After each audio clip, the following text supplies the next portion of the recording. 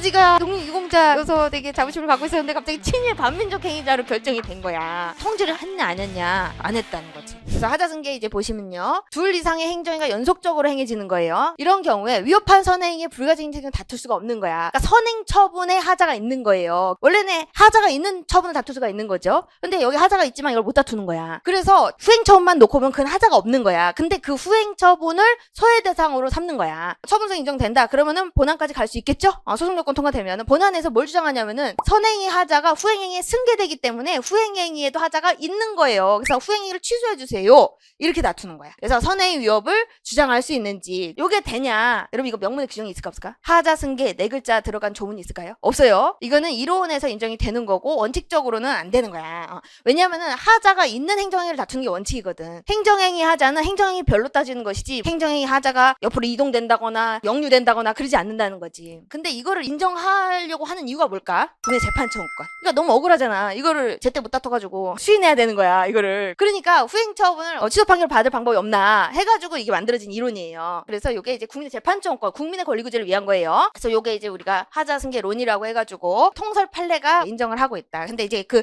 인정 요건을 잘 보셔야 돼. 인정 요건을. 이게 하자승계라는 거는 이렇게 논의의 전제가 충족이 돼야지 그 다음 단계로 넘어갈 수가 있어요. 선행위, 후행행위 둘 다 처분성이 있어야 되고요. 선행행위에만 하자가 있어야 돼. 그리고 이 하자의 정도가 치유사여야 돼. 치유사유. 무효면 안 돼요. 왜냐면은 무효면 언제든지 다툴 수 있기 때문에 실익이 없어. 하자가 당연히 승계돼. 그리고 불가증력이 발생해야 돼. 불가증력. 그래서 요거와 관련해가지고 전통적 견해 하자승계론이 있는데 이것도 이제 선행처분과 후행처분의 법률효과 발생 목적을 이제 따져봐요. 선행처분과 후행처분이 결합해서 하나야. 결합해서 하나. 대집행 절차다 그러면 개통실비. 그것이 딱 하나의 절차만으로는 의미가 없지. 그래서 그럴 경우에는 승계가 되고요. 그리고 선행이 후행이 독립해서 별개다. 그러면은 승계가 안 된다. 이렇게 봐요. 결합해서 하나의 법률효과 발생을 목적으로 하냐, 독립해서 별개의 법률효과 발생을 목적으로 하냐, 그거에 따라서 달라진다는 얘기지. 그래서 이렇게 강제집행 절차들 사이 여기 상호간은 뭐예요? 하자승계가 돼요. 그러니까 예를 들어서 계고 처분에 대해서 하자가 있어요. 비용 징수는 없어요. 그래서 요걸 취소 소송을 제기해야 되는 불가증이 생긴 거야. 그래 못 건드리지. 그러니까 요거에 대해서 소송을 제기해. 이게 승계됐으니까 여기 하자가 생기는 거지. 요거 취소 판결해달라는 거지. 그죠? 요게 된다 안 된다? 된다는 거야. 된다. 그러면은 요거 두 개. 여기 하자가 있어. 요거를 다툰다. 근데 요거 하자가 승계돼서 요거 취소해줘. 된다 안 된다? 된다는 거지. 그죠?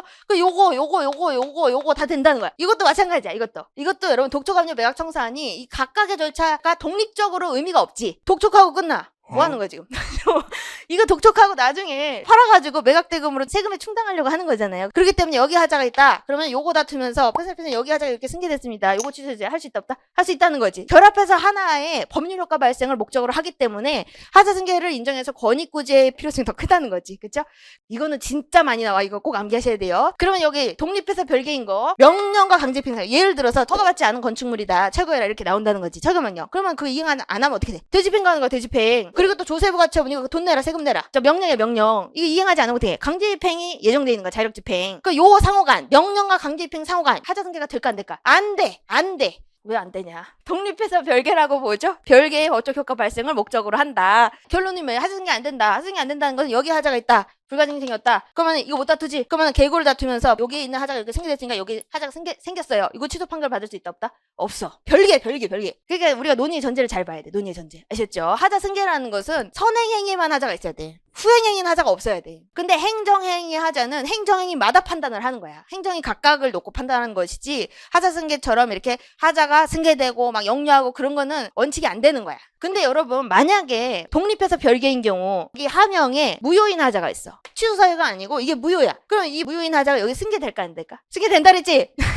지금 여러분 이 논의는 선행처분의 하자가 뭐일 경우? 취소사유. 무효면은 선행처분도 무효, 후행처분도 무효이기 때문에 각각 다툴 수 있지. 그러니까 하자승계 논의가 필요가 없어. 결합해서 하나야. 계고가 무효야. 그러면 비용징수는 유효해? 더 이상해. 계고가 무효인데 비용징수 돈은 또 유효야. 돈은 유효야. 이상하지.